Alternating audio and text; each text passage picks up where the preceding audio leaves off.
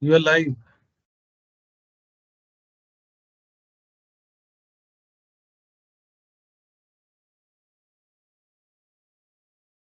Good afternoon, everyone. This is Ms. Indrakshi Bhattacharya from the BFSI board. Welcome everyone to the webinar today on the topic Infrastructure Project Financing. This is organized by the Banking, Financial Services and Insurance Board of the Institute of Cost Accountants of India. And we are privileged to have with us as speaker today, Sri T.M. Khurana sir. He is the former CGM CFO, Oriental Bank of Commerce, former CGM Credit, IIFCL. We welcome you, sir. From the Institute, we have with us Semi Chittaranjan Chattopadhyay, sir. He is the council member of the Institute of Cost Accountants of India. We have with us Semi Partho Chaudhary, sir. He is our advisor of our BFSI board. And we also have with us Semi Dipendra Roy, sir. He is the additional director and HOD of our BFSI board. We welcome all of you. And we also have with us our BFSI team members. So just before we start, we are playing the Institute's anthem first, and then we will start our program. हसतु मा सद्गमय तमसो मा ज्योतिर्गमय मृत्युर्मामृतं गमय हसतु मा सद्गमय तमसो मा ज्योतिर्गमय मृत्युर्मामृतं गमय असतो मा सद्गमय तमसो मा ज्योतिर्गमय मृत्युर्मामृतं अब कहाँ से मेल गमय मेरा मेरे पास इसमें मेल भी एक्सेस नहीं है, क्या करूँगी? मैंने तो कल आपको इसीलिए दे दिया था पीपीटी। नहीं, कल आपको मैंने पीपीटी का अपलोड किया था ना। So now I would request Semi Chittaranjan Chattopadhyay, sir, council member ICMA, to give his address.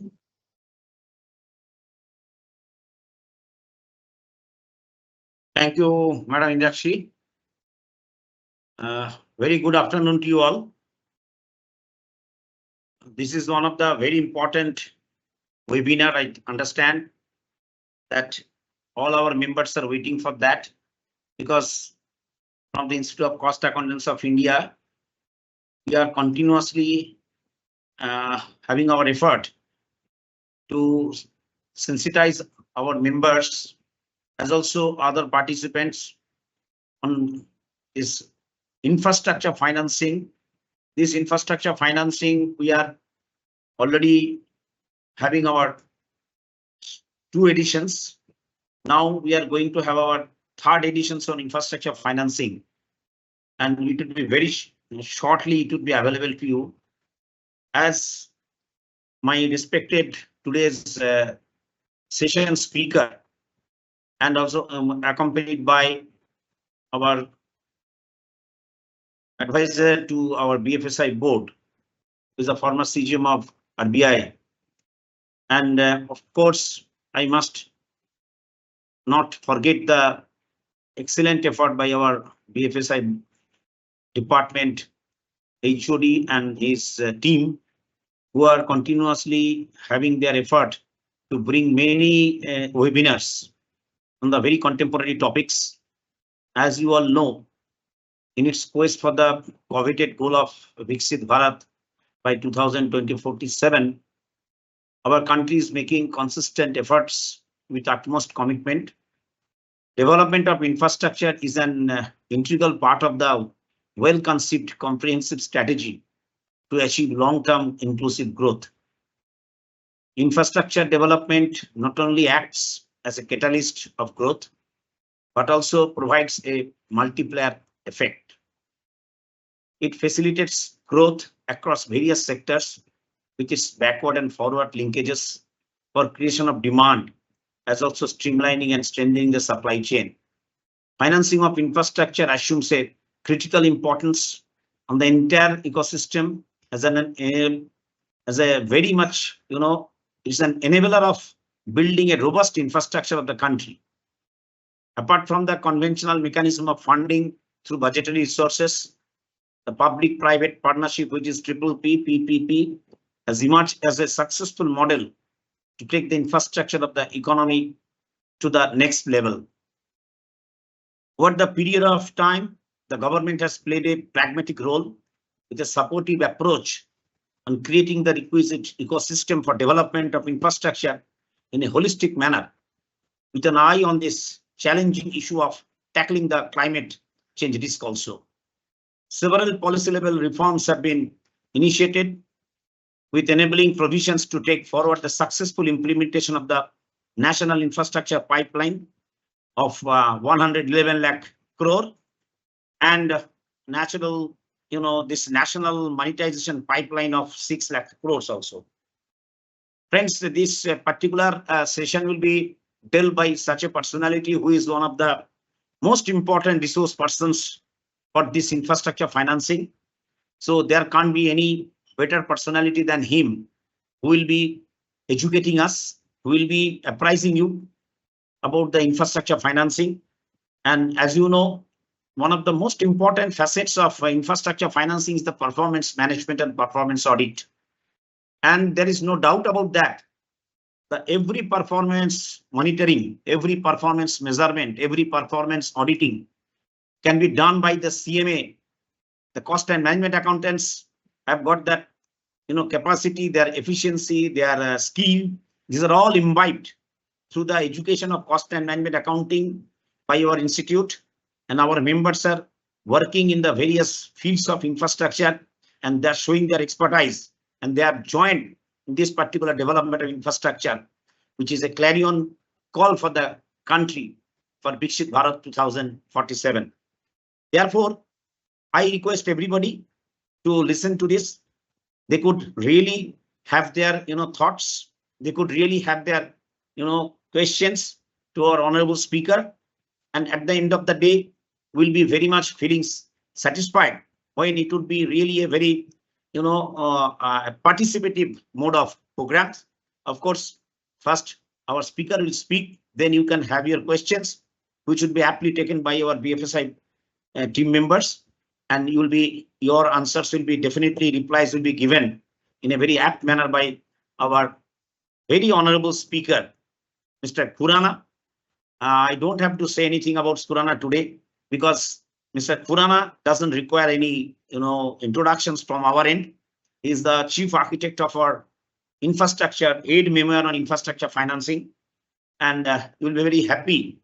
Many of the, the top-notch, those who are heading the infrastructure companies and infrastructure, banks, they have all come out with their, appreciation, and they have written prologue for our third editions, which would be very soon. It would be available to you. And with this, I welcome you all, and I'm sure that today's session will be a great learning session, and it will to furtherance of the cause of very important, topics on the project financing, which should be dealt later on before you and which will be presented before you. Thank you. Thank you so much, sir. May I now request CMA Partha Chaudhary, sir, advisor of our BFSI board, to give his special address. Thank you, Meenakshi. Meenakshi, thank you. Thank you. Am I audible? Yes, sir, you're audible. So, namaskar to everybody. Hello. Respected CMA Chittaranjan Chattopadhyay, Hello. respected Sri Khurana, sir, officials from DFSI department, and dear participants. Camera मैंने बंद किया है, मैं देख रहा हूँ कैसे मैं लैपटॉप पे देख रहा हूँ कि मैं खुराना साहब कृपया मेल फोन कैसे करूँगा मेरे को पहले खुराना साहब लैपटॉप के अंदर ही है ना वो तो पीपीटी तो खुराना साहब कृपया आप म्यूट कर दीजिए, मैं 2-4 मिनट टाइम लूंगा. So it's a great matter of happiness for me. मुझे चूज करना पड़ेगा ना. Mr. Khurana, kindly mute your audio. Mr. Khurana.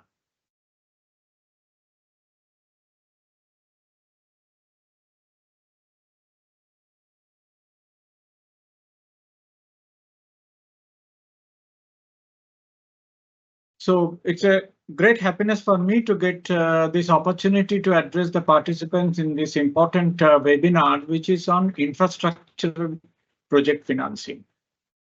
CMA Chittaranjan sir has very eloquently laid down the floor for the respected speaker of today to address the CMAs on this important and interesting topic.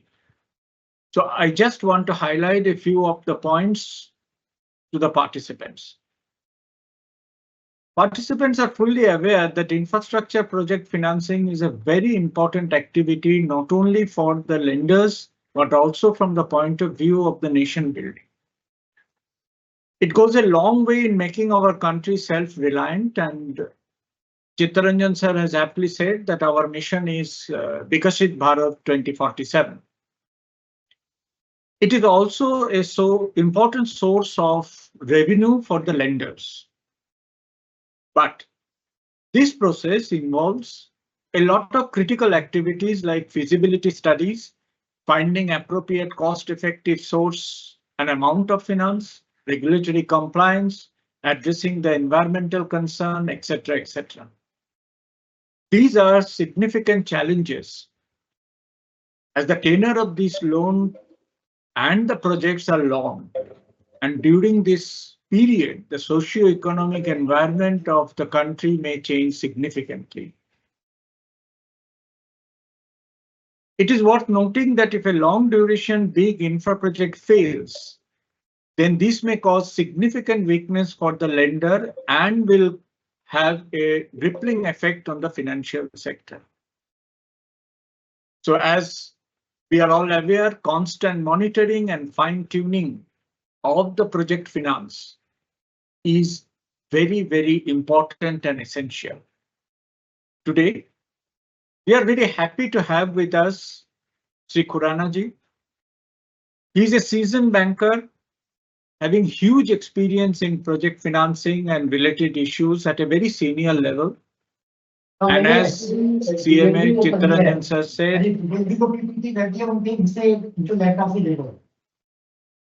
hello. Dibyendu को PPT कर दिया मैंने.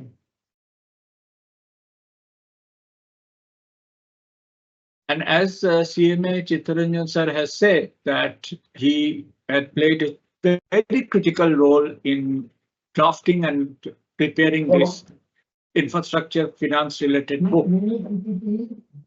In my humble view, CMS have a very significant role to play in evaluating infra project, monitoring infra project, and advising the lenders about fine-tuning the project financing. And I will request our respected speaker to kindly address this issue also during his presentation. I'm sure that the participant of this webinar will be immensely benefited from his address, and I thank BFSI board for arranging such a very relevant webinar. Thank you very much for your time, and Jai Hind. Back to Indrakshi madam. Thank you so much, Dr. Chaudhary sir.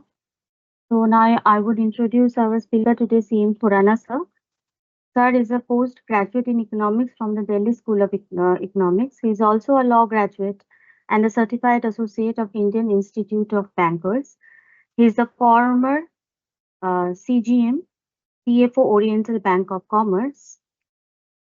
He was also CGM Head of Credit at India Infrastructure Finance Company Limited, a leading public sector institution in the field of infrastructure financing, which he joined after superannuation from Oriental Bank. He is having professional experience of over 45 years in the field of large corporate credit and infrastructure financing. He is associated as a key resource person for our prestigious publication, that is Aid Memoir on Infrastructure Financing. He is also associated as guest faculty and consultant with famous management institutes and PSUs, and is passionate for skill development and upgradation of infrastructure in the country. We welcome you, sir. We welcome CME Khurana sir. So now I would request Khurana sir to please start your. Thank you very much, Indrakshi, for the nice introduction, and thank you very much, Chittaranjan sir and Patha sir, for the opening remarks. You have set the ball rolling.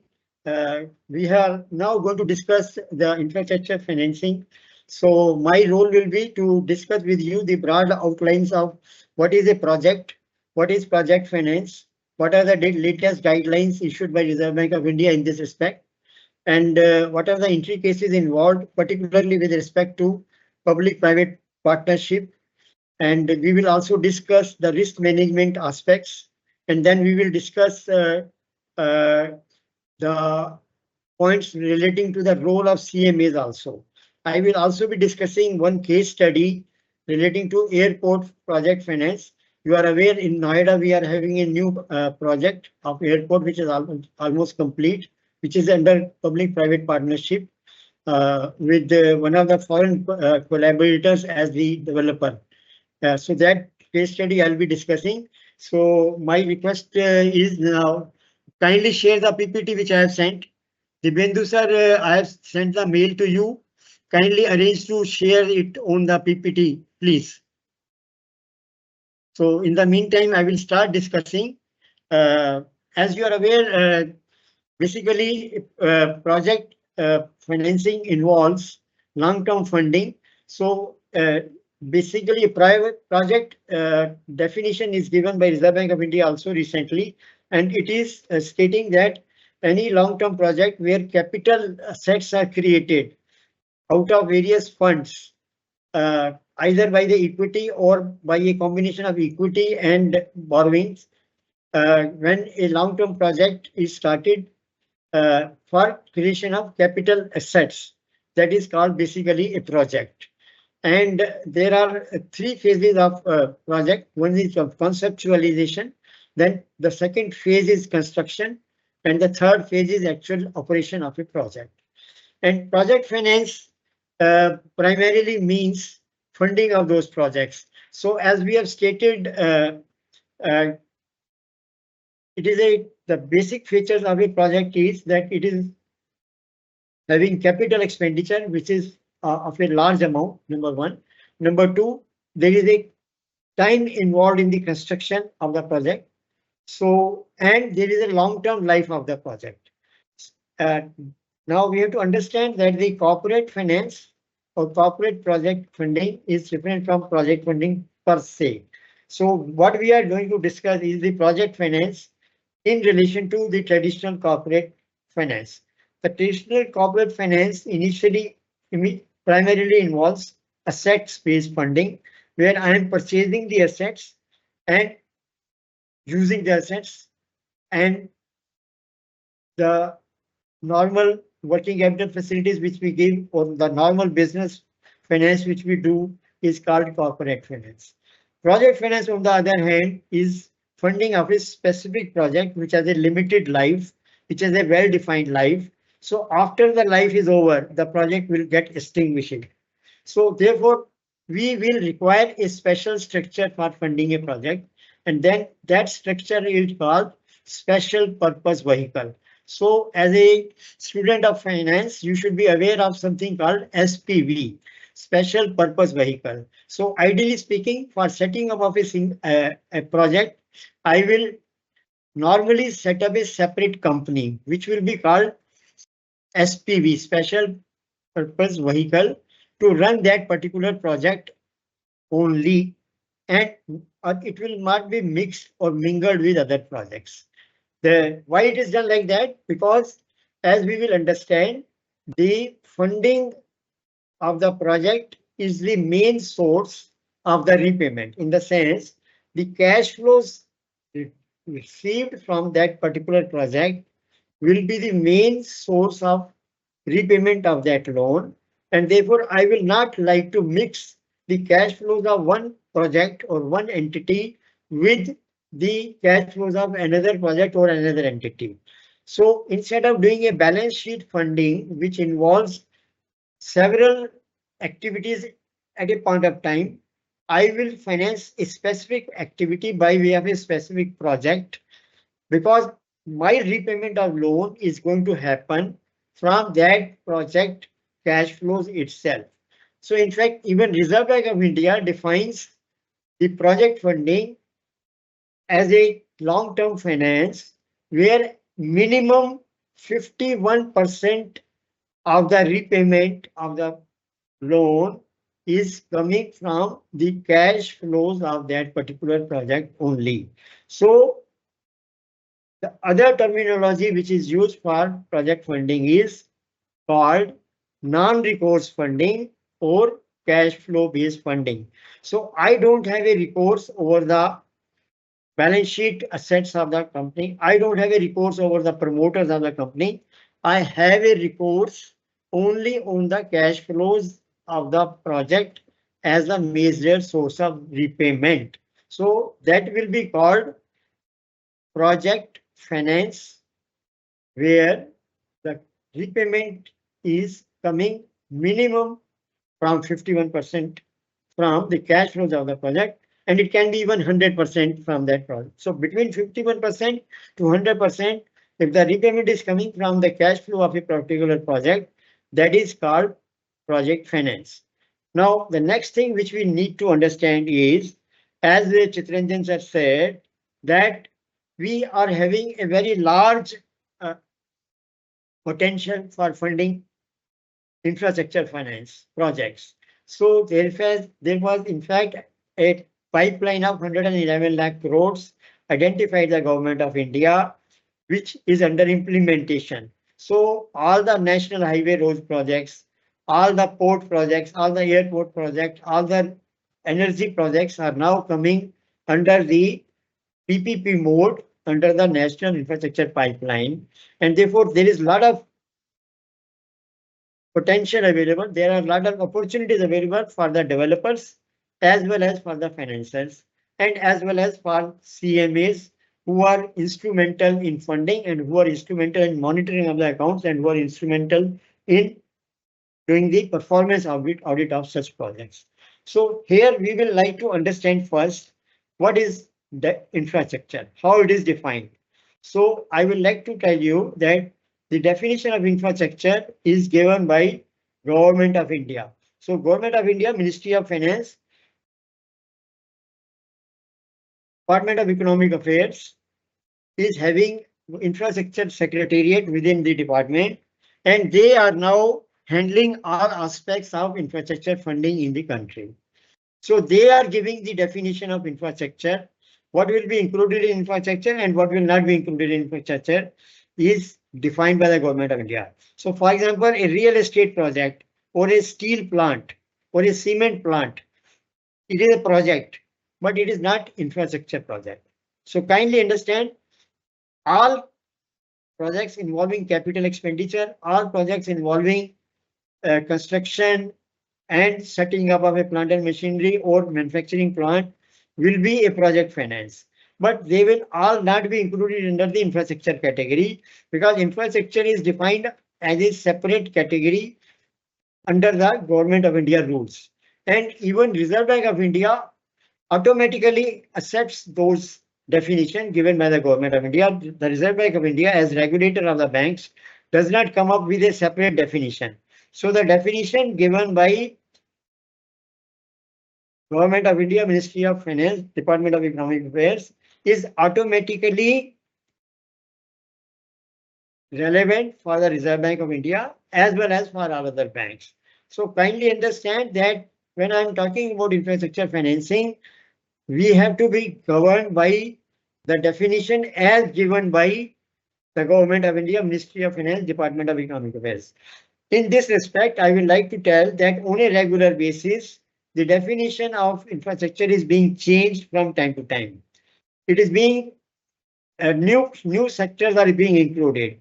So for example, under the last changes made, two very important subsectors were included. One was relating to the energy sector, where battery storage was included as an infrastructure. So you are aware that we are already having thermal power plants, we are having renewable power plants under wind energy and solar energy. Then we are having transmission projects. Then we are having road projects. They are all a part of various subsectors of infrastructure. The two additions which were made in the last revision related to the battery storage, because as you are aware, solar energy is available only during the day. Similarly, wind energy is not available throughout the day. So there is a need for storing those energy which is generated during the day, and therefore battery storage technology is very important, and battery storage has been included as a infrastructure project subsector.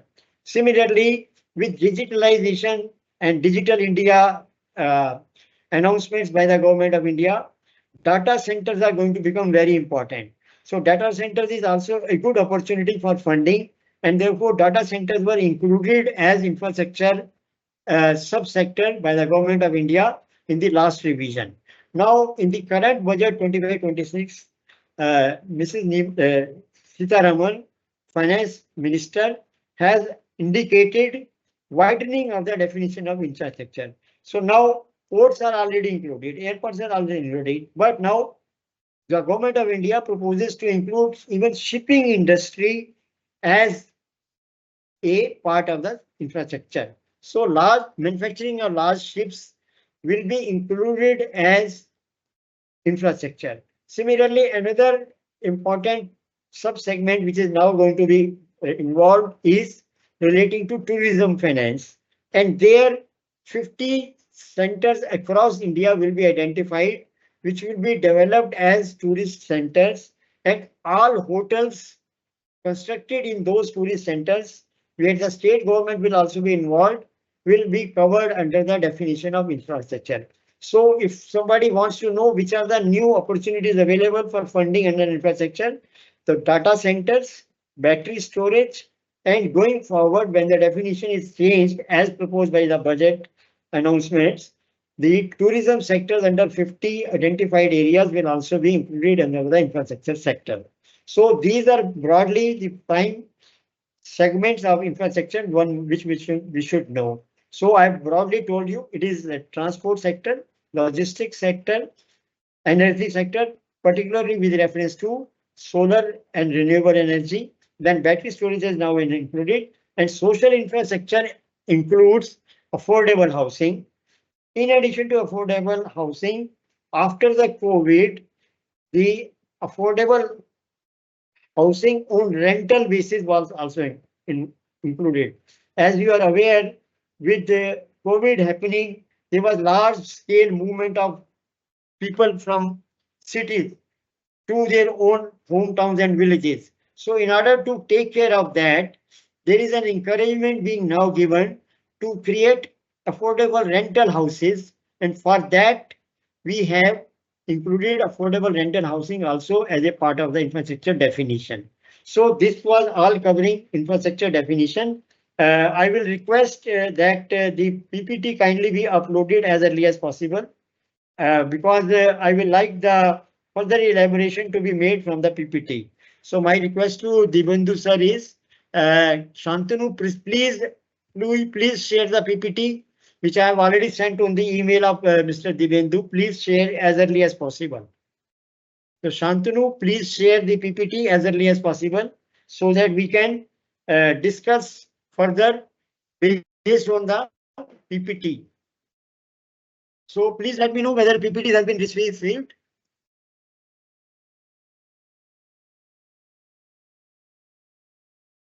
So please upload the PPT as I have sent on the mail.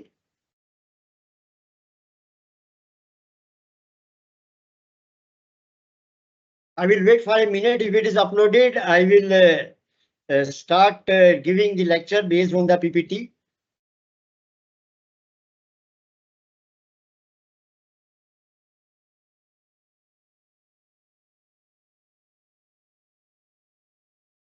Kindly wait for a minute, otherwise I will continue.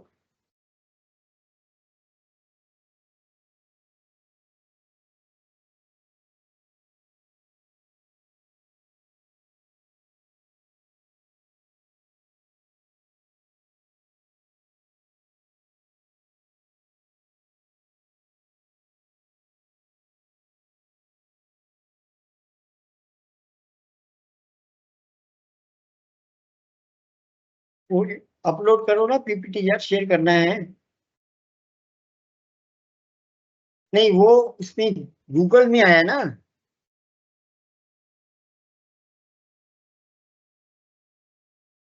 नहीं वो large है ना size में, वो Google link भेजा है मैंने, Google link. हाँ हाँ जी, गूगल लिंक पे भेजा है।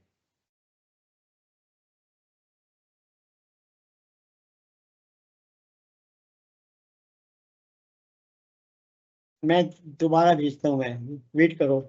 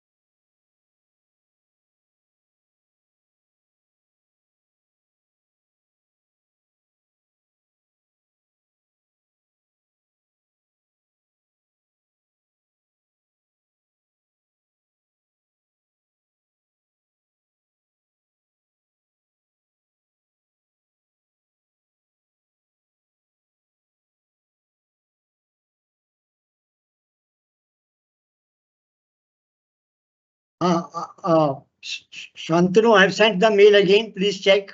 In the meantime, I will continue.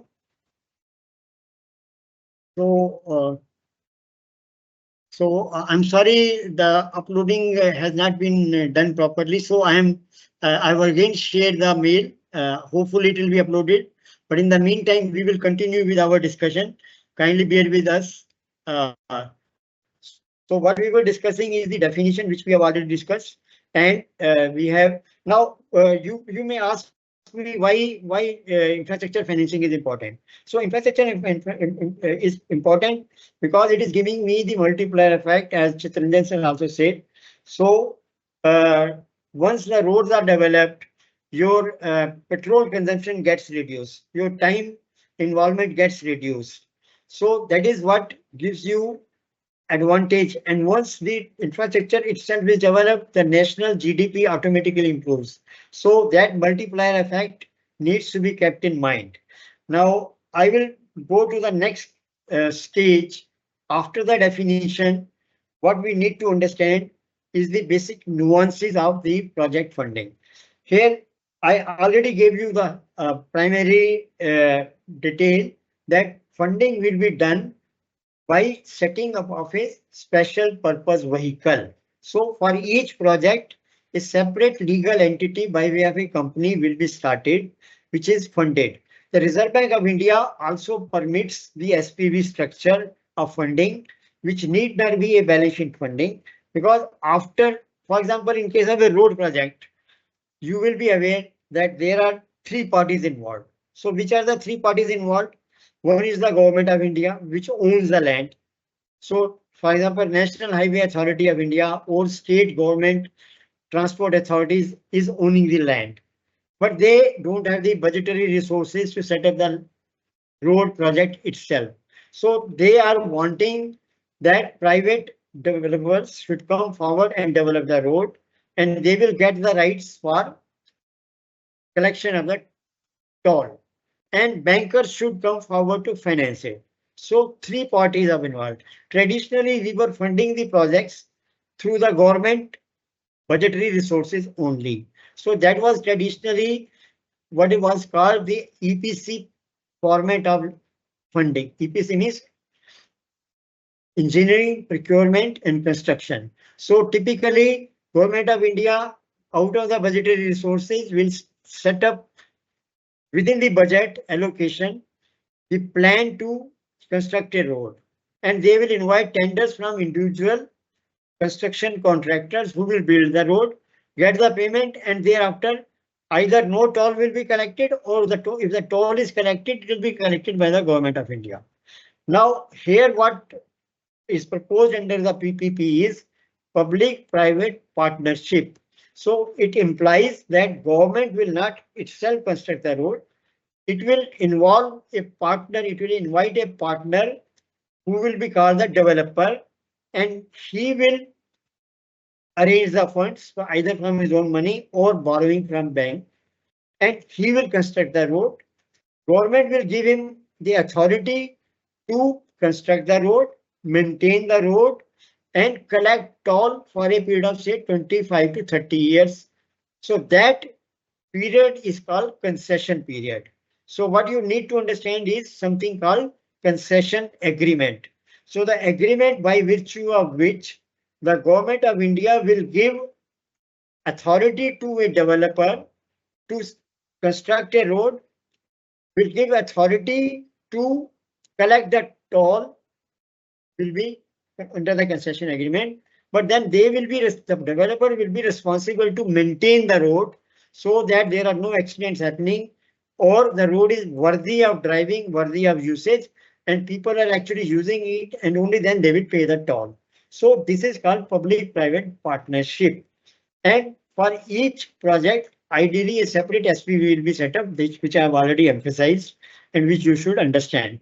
So the next step is that after setting up the PPP, mode of funding and mode of construction, you will actually issue a tender. Not how will you select the developer? It cannot be that somebody who has not got good experience in the matter, or somebody who is not having sufficient experience to run the construction, or is not having sufficient experience in maintaining the road, will be given the contract. So there will be a bid project mechanism. So bid, it is also called bidded projects. So bidding will take place. Who is going to construct the road as per the specification at the lowest cost.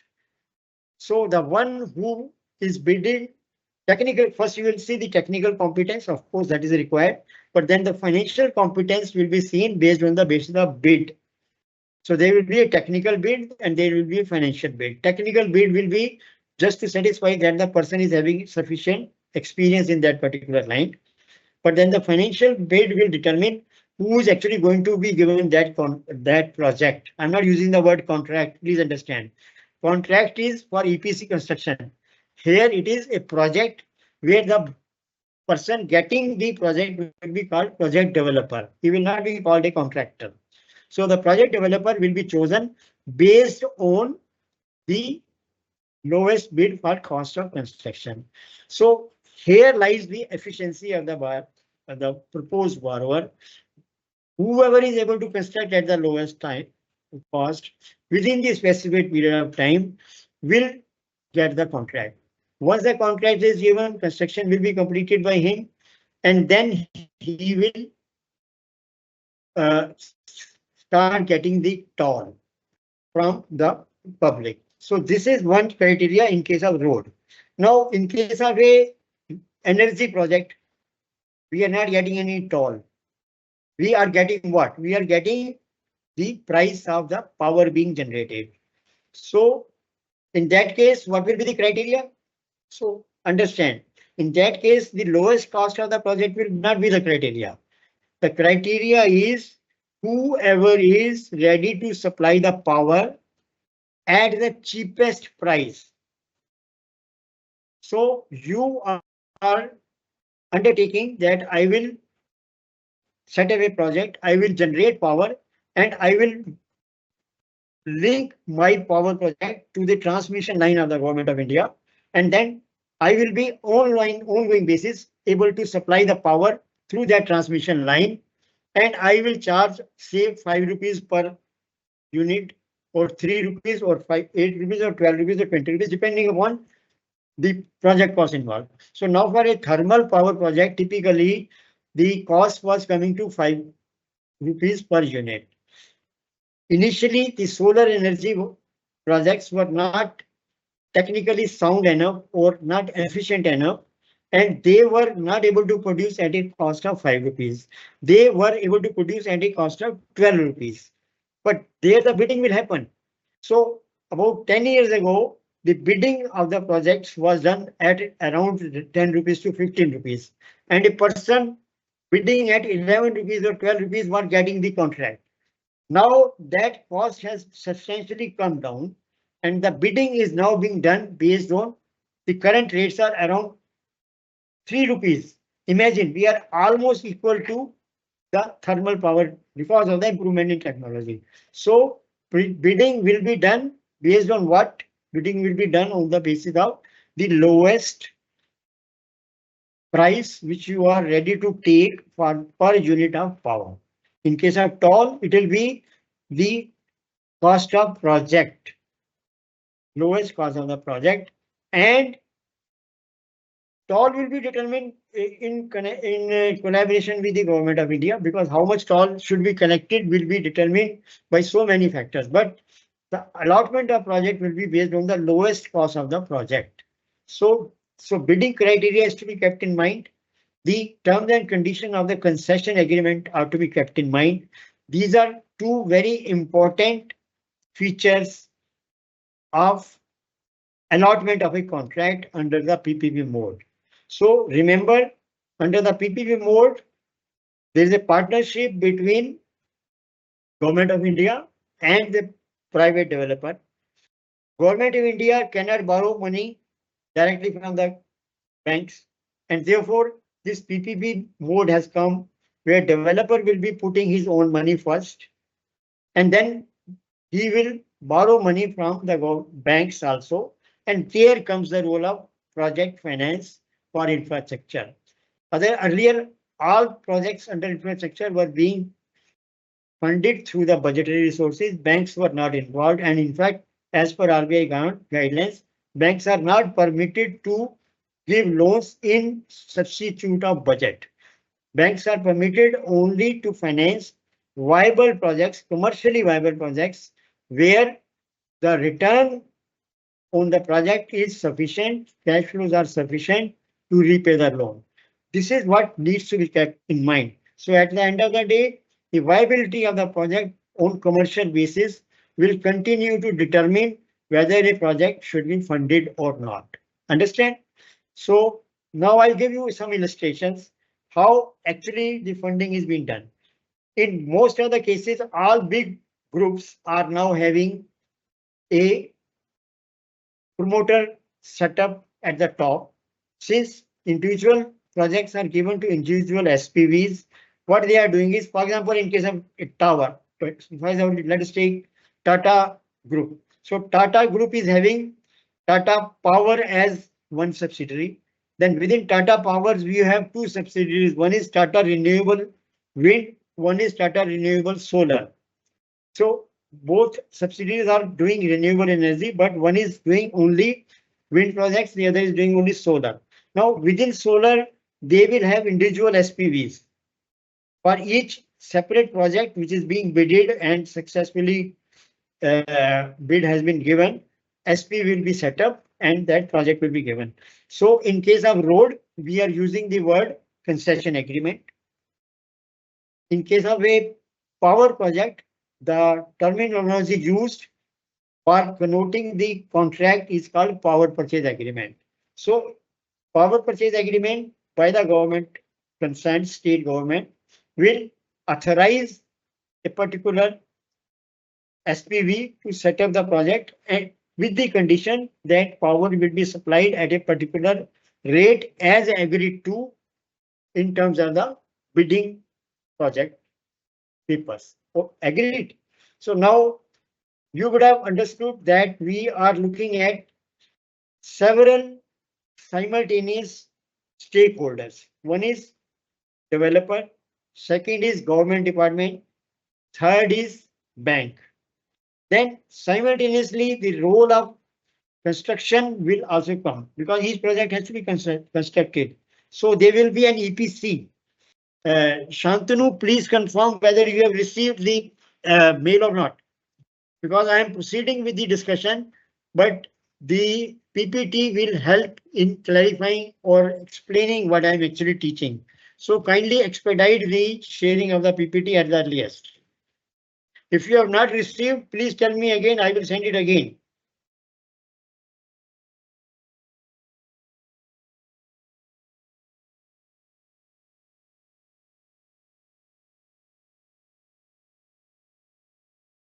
So we will go ahead with what we were discussing. So you have understood that bidding is done based on the criteria like cost of the project, like the cost of the unit per unit of power which is going to be supplied. Now we are going to discuss hello. So airport project, or we can have a port project also. So can you think of, in case of a port project, what will be the criteria? Just can you think? Or what will be the criteria in case of airport project? So in such cases, it is neither the cost of project, nor it is the power supply, because nothing is, so only services are being supplied. In case of port, you are giving services of loading and uploading and transportation. In case of airport, you are only providing the services of use of the airport and the shopping, etc., area, etc. So imagine in such cases, cost of project is not the criteria. So in case of a port, it will be different. In case of an airport, it will be different. So in case of port, it is actually the royalty which the promoter or developer is ready to pay to the government agency. Remember, in each PPP project, there will be government authority involved. So in this case, Port Authority India will be there. So for each project, whoever is ready to pay the highest amount of royalty will be allotted that project. Understood? Similarly, in case of airports, they will be bidding based on the criteria of per passenger payment. Understood? So this is what will determine who will get the project. Understood? So for each, there is a different criteria which is relevant.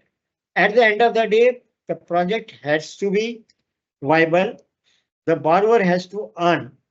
So for earning, you will have all those ratios or all financial parameters which as financiers or as financial professionals you would have studied. So all those we are going to discuss one by one. But my request is that kindly upload the PPT so that it will become easier for my participants and for me to understand what is being done.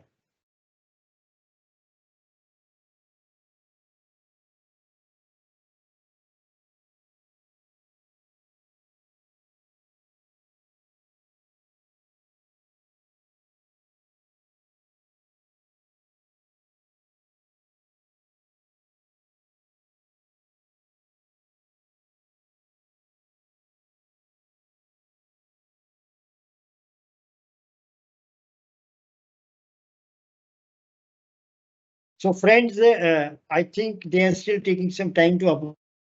I don't know what is the issue because I've shared the PPT again. So let us now look at the cost of the project. you as all CMA as experts will understand what is the cost of project. So the first thing which will be most relevant here is the EPC cost. Then the other important cost which needs to be seen is interest during construction. So since we are having a time involved in construction, so all interest during the construction period will be capitalized, and that will form an important component of the cost of the project. And one more important concept in case of infrastructure projects is called DISRA. Kindly note down. So there are certain terminologies which you should be aware. One is, I have told you, SPV. The other is concession agreement. The third I have talked about is public power purchase agreement. The fourth word which you should be aware as a financer is interest during construction, which is called IDC. The fifth word which you should be aware of is called DISRA. That is called debt service reserve account. Please understand, since all infrastructure projects are long-term projects of 15 to 20 years or even 30 years, there can be unforeseen circumstances during the life of the project when you may not be able to earn sufficient revenue. In that case, the account will become NPA. So in order to prevent unforeseen circumstances, that service reserve account is created with some money being kept separately by way of a reserve, where 6 months installments or 2 quarter installments are kept as a reserve, and that reserve is becoming a part of the cost of project and needs to be arranged right from the beginning. Just like you have margin for working capital as a part of the cost of project, just like you have IDC as a part of the cost project, this will also be a part of the project. Now, means of finance will include what? Means of finance will include the capital and promoters funds and the loan. Now here, please understand, since the structure is such that you are having SPV, all money will not come in the basis of pure equity. Major portion of the funds will be invested by way of quasi-equity instruments, unsecured loans, but they will be treated as a part of the promoter's contribution, subject to the condition that the money will not be withdrawn during the consistency of bank finance. So you may not insist as a lender for the entire amount being coming as pure equity, because if you are having quasi-equity instruments, then it is easier to unwind the company. Ultimately, please remember, after 20 years or 25 years, when the concession period is over, the project will be coming to an end. The SPV will have to be dissolved. So it is a limited life project. So at the time of dissolution, if the entire money is in the shape of pure equity, the dissolution will have difficult process to adopt. But in case major part of the money is in shape of quasi equity, so from a tax angle and from a purely financial angle, you may not insist for pure equity as contribution. This is one distinguishing feature which you should remember, and which you as financiers will have to permit. Otherwise, in normal circumstances, for any corporate loan or any lending, I insist that the major portion of the promoter's contribution should be in the shape of pure equity. Here, I will not insist on that, because it is an SPV structure. Ultimately, the company needs to be dissolved after the contract period is over, concession period is over. Therefore, I will have to take care. Now, as CMAs, your role comes in the evaluation of the cost. So every component of the cost under the EPC, or if it is a power plant, then plant and machinery, maintenance cost, all those things will be verified and vetted by you as CMAs. And there lies the role of performance audit also, which Chitranjan sir was talking about. So cost of the project, means of the finance, these are basic components which I have told you, which you as lenders should understand. Now, I will come to the next stage, which is called the the risk management part. So construction cost is construction risk is the most important risk. Construction risk is because you should have the capability of constructing within the time without any time overrun, without any cost overrun. So time overrun and cost overrun, these are two major hurdles which every infrastructure project normally faces. So as CMAs, our role is to take care that there is no time overrun. As per the schedule, everything should move. And because time overrun itself leads to more cost overrun, why we have IDC, interest during construction, and because of the inflation, the cost gets escalated. So cost overrun, time overrun, in fact, there are prescribed formats by your institute and by the authorities to track cost overrun and time overrun of the project during the construction. So this is one aspect which you should study and which you should remember while taking into account the project funding. So the next risk will be the market risk. So here marketing risk is what? The power you are supplying. The government is going to buy the power. So government should pay you the money timely. So under the PPA, there should not be delays. So that is the marketing risk. Under a road project, the marketing risk will be you projected or you estimated or you assumed that there will be 1,000 vehicles moving every day from this stretch to another. So toll collected per vehicle at the rate of 50 will be say 50,000 rupees. But because of unforeseen circumstances, instead of 1,000 vehicles, you are having only 800 vehicles which are plying on that road. So your estimates went wrong, your projections will go wrong, and the market risk will be there. So just like any other typical project of say cement, where you will see the marketing, or steel, where you will see the marketing, here also I need to see the marketing by going through the traffic study. Isn't it? So this is what you need to say in case of a project. So construction risk, market risk, then similarly, since the project is going to run for a long time, the maintenance will be involved. So maintenance cost will be there. So maintenance risk is also there. So all such risks need to be seen in case of project funding under infrastructure particularly. And you will have to be thorough about all these risks. So next thing after the risk management which needs to be seen is what are the hurdles we are having. So to take care of such things for construction risk, how the mitigation will be done? The mitigation will be done by choosing the right EPC contractor, by taking guarantees, by taking performance guarantee relating to the plant and machinery being supplied, by taking guarantee for timely completion of the project. So there you will have backup to mitigate the risk by taking the guarantees from your vendors. So each risk needs to be mitigated, and then only the banks will finance.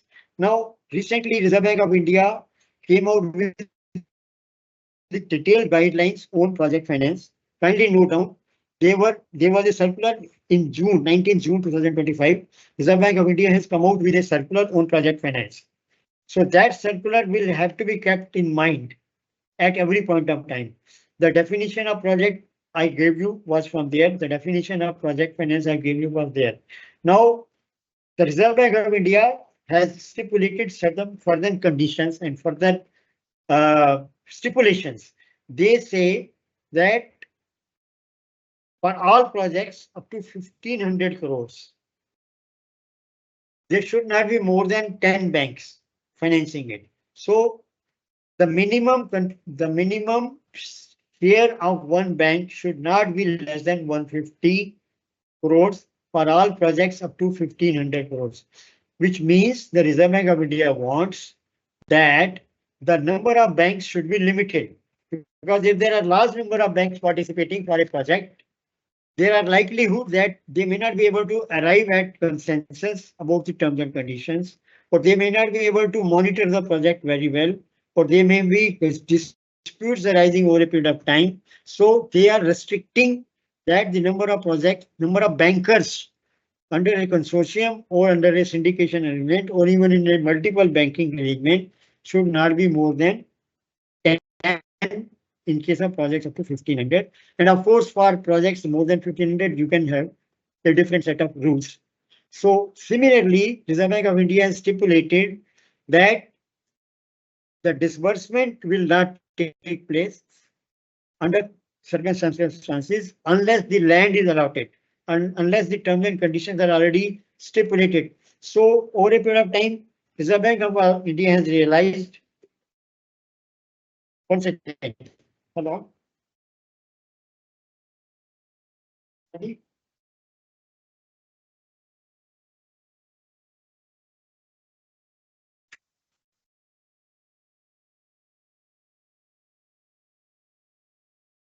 So sorry, I had to leave for a minute. Huh?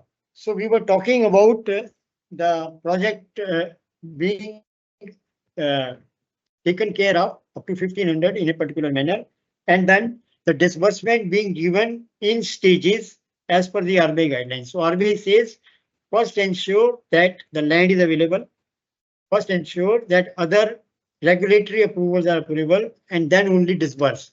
That will prevent the unnecessary delays which were happening earlier. So those prevention of those lacuna or what hurdles were created earlier in infrastructure financing have been gradually taken care of by the Reserve Bank of India under the new guidelines. Similarly, the stage by stage disbursement will happen as per the lender's certificate given by the lender's engineer and cost vetting done by CMAs. So the role of CMAs, the legal advisor, the insurance advisor, and the engineers will be there all along during the construction as well as during the operations of the project.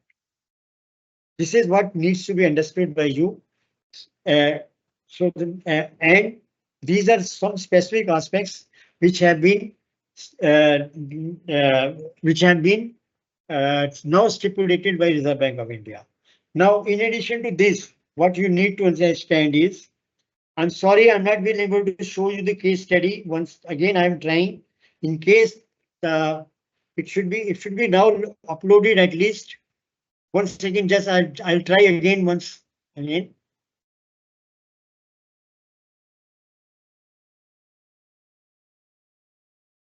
Let me try again. I had.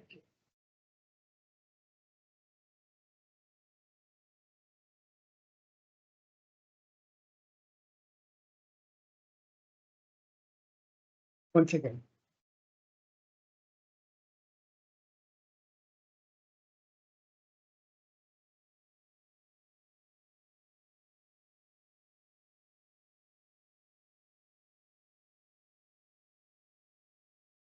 वो क्या हुआ यार, वो आया नहीं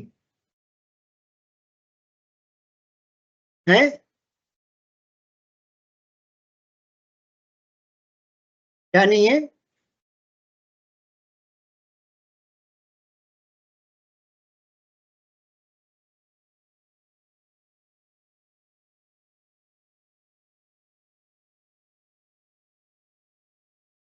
One second.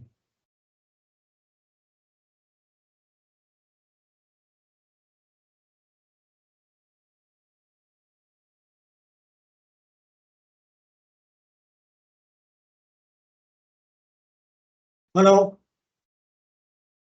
नहीं, अब दिख रहा है. आज मैंने शेयर किया एक. हेलो. है. हेलो.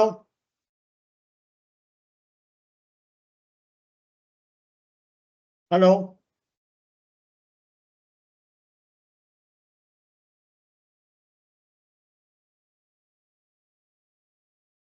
हेलो.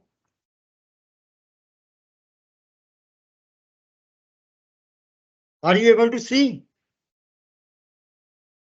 Hello?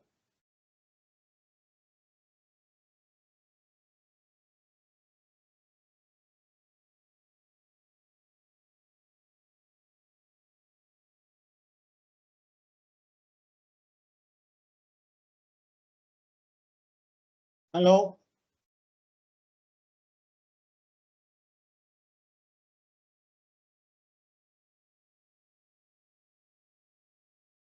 दिख रहा है प्रोजेक्ट मैंने शेयर किया है. So friends, I'm sorry I could not show it earlier, but I will run through it very fast so that you are able to understand. So project definition I've already given you. I have given you that we are doing the cash flow fit with funding and not asset based funding. So this is what is the basic structure of project finance, which I am repeating again. So there will be a project company as shown in the center. There will be equity contribution by the sponsors. There will be bank consortium which will be giving loan under the non-recourse debt. And there will be construction of the project. Then this is the finance structure which you should remember. So this is one part of the thing which I wanted to convey. This is again another thing which you need to remember. Once the project is constructed, there will be a role of a contractor. There will be role of the banks. There will be role of the sponsors. So this is concession agreement and SPV funding. This is what you need to remember. Then the project appraisal, we will have to see all those traditional things like technical appraisal, commercial appraisal. I was talking about the marketing. Then financial appraisal we will discuss in detail slightly. So under the project cost, I've already told you the land and site development, interest during construction, DISRA. These are the basic cost of the project which you should remember. Then under the cost of project, land and building, build, plant and machinery. These are all important components which I have already told you. So EPC contract will have to be studied carefully. This is what I have told you earlier. Under the financial study, you will look at the cash flows. So what is cash flow? Cash flow will be the net profit and depreciation. So the sources and uses of funds will have to be seen to see the repayment capacity. I've already told you that the repayment will come from the cash flows. So it's very important that the cash flow estimates are justified and properly taken care of. So this is what you will have to remember. So you will have to see the projected funds flow statement over the entire period of the loan, where you will see the repayment coming out of the cash flow. So the projected balance sheet will have to be studied, projected profit and loss will have to be studied, and based on the net profit and the sources, the repayment will be coming. So cash flow estimates, kindly understand, for the entire period of the project will have to be studied. Understood? So the now ratio analysis, what will be seen here? You will see the interest coverage ratio.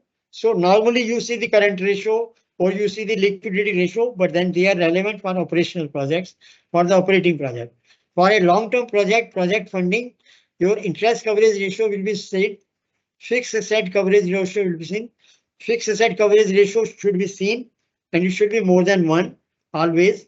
And the most important is the debt service coverage ratio. Please understand, the most important is debt service coverage ratio. So debt service coverage ratio should not be less than 1.5 in case of projects. Although traditionally, theoretically, you might have been told should we choose to 1, but project funding at 1.5 is also done. So DSCR is one important, FSCR is the other important. Now net present value also needs to be seen in case of a project, and it has to be positive. If the net present value is not positive, you will not finance that project. And net present value is nothing but discounted value of the future cash flows. So NPV is a capital investment project, is the present value of all the future cash flows. And I told you from the beginning that it is a cash flow based funding, and we need to take care of the projected cash flows for funding. Understood? So IRR is also seen, and IRR is something similar to NPV, but here we will look at the return which brings the NPV to zero. So IRR is the rate at which the NPV will be zero, implying thereby that I am optimizing my return. So internal rate of return is to be seen both from the promoter's point of view and as from the lender's point of view. Lenders will see that first lender will see which ratio, debt service coverage ratio, which is net profit plus depreciation plus other non-cash expenses plus interest divided by principal and interest. So from lender's perspective, DSCR is more important. From promoter's perspective, developer's perspective, IRR is the most important. And IRR should be say around 12% or 15%. And it should be in any case more than the cost of capital. Then only it is a viable project for the bank or the developer. So ultimately, since it is a PPP project, profitability will be the ultimate factor, and the IRR will also have to be seen in the project. And another method is payback method. Of course, you have to see that the loan should be repaid within the repayment capacity within the life of the project. And here the RBI instructs that repayment should be done in a maximum period of 85% of the life of the project. So in case, for example, the lifespan of the project is 20 years, concession period is only for 20 years. In that case, 85% of that will be 17 years. So the repayment period will have to be fixed at 17 years. So in case the payback period is coming as per the calculation less than 17 years, only then you will do the funding. So this is very important. So the ratio analysis has to be seen from the perspective of the repayment capacity. Okay, similarly, break-even point is very important because unless break-even is achieved within a reasonable period, the profitability will not be there in the project and you will not be able to earn the profit. In fact, the break-even point is the point when your fixed costs are fully covered and you start earning the profits. So earlier you start the earning of the profit, then only the project will become viable. So financial valuation is important. Profit and loss will be seen, projected details will be seen, profitability projections and balance sheet projection. These will be seen. So now risk management, I have already told you, construction risk, sponsor risk, regulatory risk. Since government is involved, regulatory risk will also be there. So that also needs to be seen. I will share this presentation with you people so that whatever has been missed in the course of presentation is taken care of. Now case study is I have already shown you here. This is one case study which shows the cost of the project, means of the finance and projected financials. So now this case study is in fact for a road project which I am now showing you. Here the cost of the road has been constructed, and in this case it is a HAM project. So in case of a HAM project, for example, road project, cost of construction will be determinant of the bidding process, and 40% of the cost will be met from government contribution. So this is one place where government is contributing 40% under the project. So this is a project. So this I will share with you. So here, which if you see means of finance, 40% is coming from the government. So it is, you can say it is a combination of the traditional build, operate, transfer project and a EPC project. It is a combination and therefore it is called hybrid annuity model. So where government is also contributing towards the cost of the project to the extent of 40%. So this HAM project projections I have given over a period of time. So in this case, as you see, the minimum DSR is 1.23, average DSCR is 1.35. I told you that we are normally accepting DSCR of 1.5, but even 1.35 is acceptable because here the money repayment is assured by the government by way of annuity. So irrespective of whether the project is earning sufficient income or not, the toll collection is being done by the government, and the government will assure you the full payment by way of annuity every month. So in this case, therefore, lower amount of DSCR will also be acceptable by the banks. And if you see the equity IRR is 15%, so it is a viable project for the bar. The project IRR is 10%, so it is and it is much more than the cost of borrowings. Therefore, it is a viable project. So again, I'm repeating, sponsor risk needs to be seen. The project the borrower should be competent to run the project. Then you will see land acquisition is very important. Now, of course, the Reserve Bank of India is insisting that not less than 50% of the land should be acquired. So in this case, under the HAM, 80% of the land is already acquired and assured. Therefore, it is a safe project to be done. Operational risk, of course, you have to see that the developer should have the capacity to maintain the road throughout the life of the project. And then the force majeure risk and all those things. So insurance will have to be obtained. So summary of the case study you need to mind. Bid criteria is cost evaluation, traffic study requirement, construction risk, DSCR and IRR.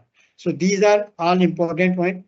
In case of a power project, as I told you, you will see the PPA, you will see the revenue based on the supply of power.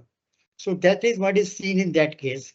So in this case also, in case of a solar energy, you will, what is important? That there is sufficient sunlight available during the day, that there will be sufficient power generation. So this is very important under the risk mitigation in case of a power project. Okay. So this is the sum. So in this case, land will also have to be acquired, and in this case, this power evacuation is also important, because ultimately as and when the power is generated, the same needs to be lifted by the government department and payment should come to you. So this is what very important from their study. So these two case studies I have shown you. In case now you have any questions, you can ask me. I am open to any questions. One more important thing we should remember is that each project will have its own economics. Each project viability will have to be studied, and each project will have to be examined in detail. So here we have given you some inkling and inclination about road project and solar power project. So in case you have any questions, please ask. I am ready to give the answers. Please. So any questions? Yes, sir. We have received few questions. Please. Yeah, the first question, what are the primary sources of capital for infrastructure projects, and how do they differ in terms of risk tolerance and return expectations? Kindly repeat the question. What are the primary sources of capital for infrastructure projects, and how do they differ in terms of risk tolerance and return expectations?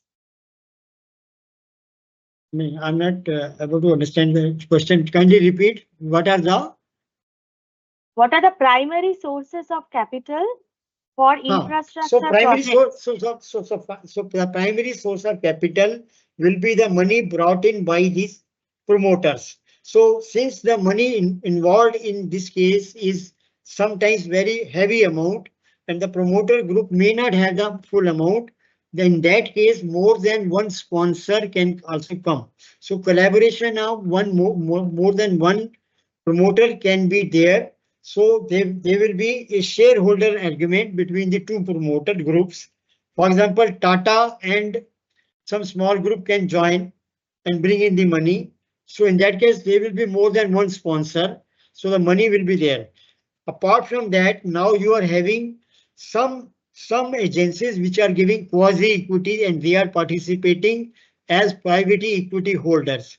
So in that case, money can come as a subordinated debt also, which will be treated as a part of the promoter's contribution. Now, as on date, new avenues are coming in the shape of InvITs, where the contribution is coming for fully completed projects.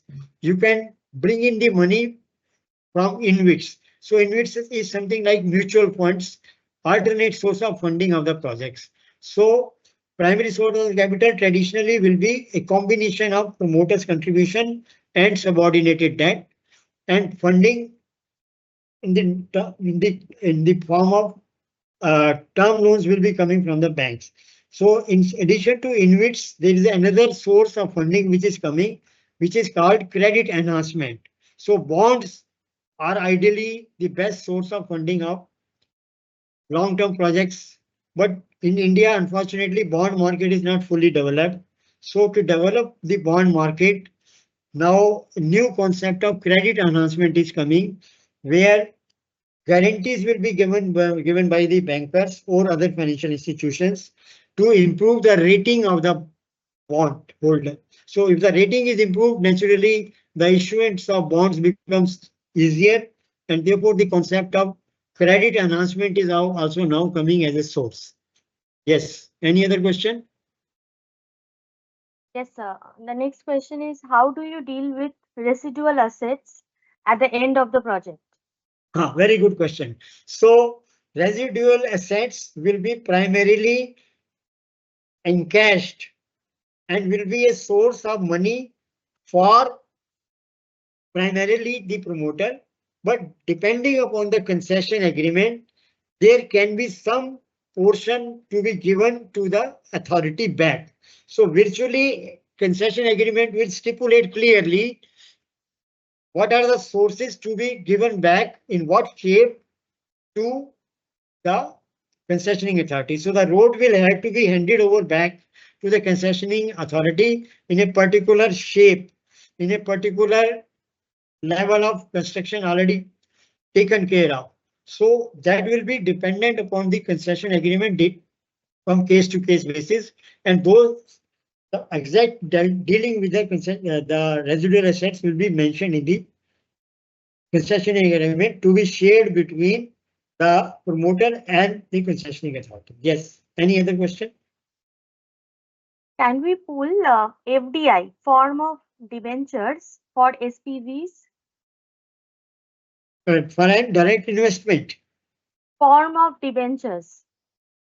Debentures. FDI, form of debentures. So For the SPVs. debentures will be a part of the promoter's capital, as you and they can be a sort of so it is something like a subordinated debt. The debentures will continue to earn interest. The debentures will continue to get the right of returning. So it will become a source of the promoter's contribution. What happens after the project is over? Who owns the infrastructure created?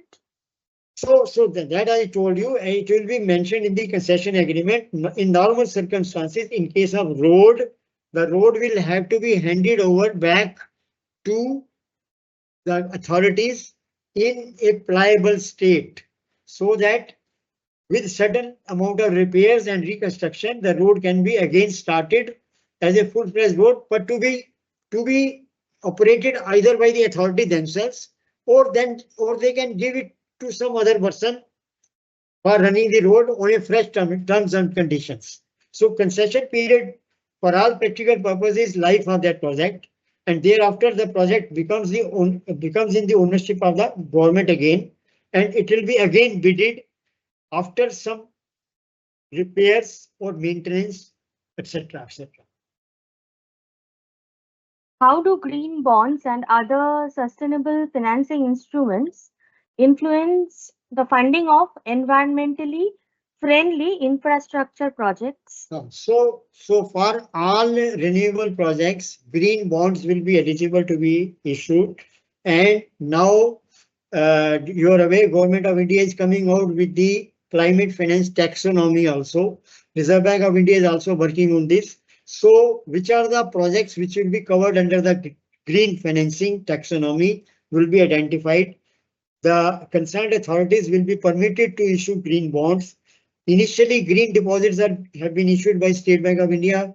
Then bonds are also being now issued gradually by some, like sovereign green bonds have already been issued by government. So they will be and they have been issued at a rate lower than the normal GSEC. Of course, the market is not fully developed, but with more realization about the climate finance problems, more and more green funding will be coming from outside and within the countries. So green bonds will become an important source of funding. But then initially the project funding will be done the mechanism which I have told you.